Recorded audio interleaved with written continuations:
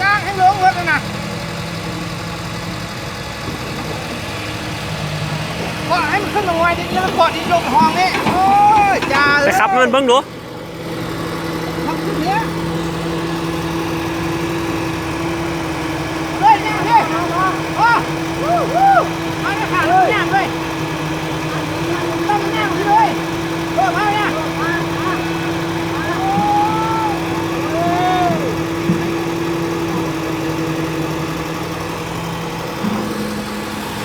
เกาะยังไงนะ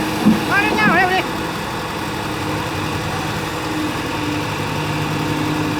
เฮ้ยเอาเลย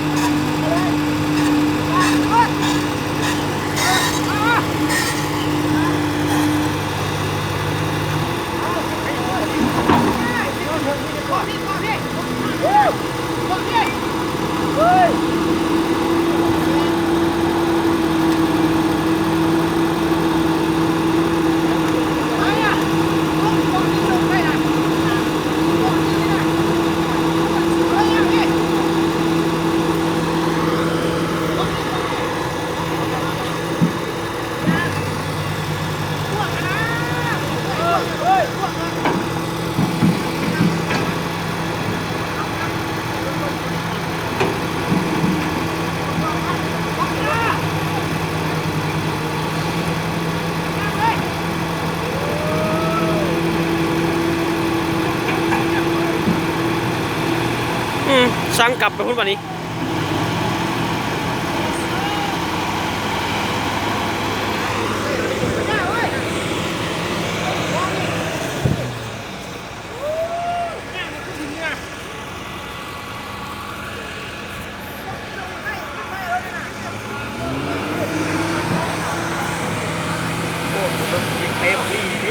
เยอะไปดิเยอะว่างรถจมสีโลกมันนำพวกเรือลงมาจมโคตรแล้วนะ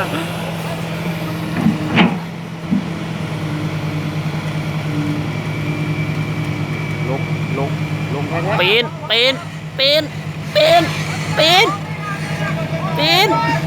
ีนอยู่บ้านนี้นะ